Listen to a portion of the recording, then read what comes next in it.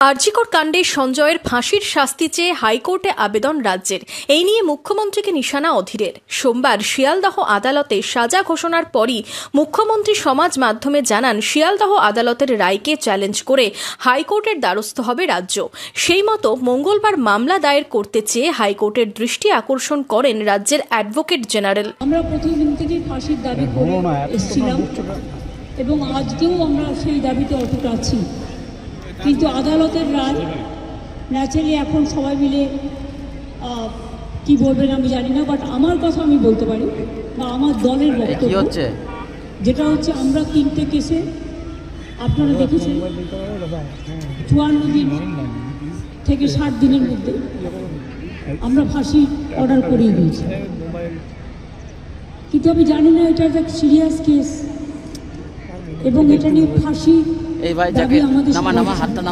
আমরা এটাই বলেছিলাম, আমাদের হাতে কেসটা থাকলে আমরা কিন্তু অনেক দিন আগেই ফাঁসির অর্ডার দিয়ে দিতে পারতাম, ফাঁসির অর্ডার করে দিতে পারতাম। আমাদের হাত থেকে তো কেসটা ইচ্ছা করে কেড়ে নিয়ে চলে গেল। আমরা তো বলেছিলাম আমরা যদি করতে না পারি তাহলে আপনারা সিবিআইকে দিন, আমার কোনো আপত্তি নেই, কারণ আমরা চাই বিচার হোক। এই নরক বিচারদের চরমতম শাস্তি হওয়া উচিত। তবে এই নিয়ে এবার মুখ্যমন্ত্রীকে নিশানা করলেন অধীর চৌধুরী। তার দাবি, যদি শাস্তির দাবি আপনি করতেন দিদিভাই, ঘটনার দিন থেকে তদন্ত শুরু করতে হতো। সেদিন থেকে আপনি তথ্য প্রমাণ লোপাটের চেষ্টা করেছেন। তথ্য প্রমাণ লোপাট আপনার আদেশে নির্দেশে হয়েছে। একটা গাছের গোড়া কেটে দিয়ে দিদি গাছের উপর থেকে জল ঢালার চেষ্টা করছে, মানুষকে বুড়বাক বানানোর চেষ্টা করছে। দেখো, তোমাদের মতন আমিও কিন্তু শাস্তির দাবি করেছি। যদি শাস্তির দাবি সত্যি আপনি করতেন দিদি ভাই, যেদিন ঘটনা ঘটেছিল সেদিন থেকে আপনাকে তদন্ত শুরু করতে হতো। আর সেদিন থেকে আপনি কি করেছেন? তথ্যমান লোপাট করার চেষ্টা করেছেন।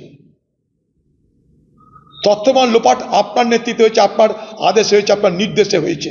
আমি দায়িত্ব নিয়ে বলছি, আপনার নির্দেশে, আপনার আদেশে তথ্যপ্রমাণ লোপাট হয়েছে।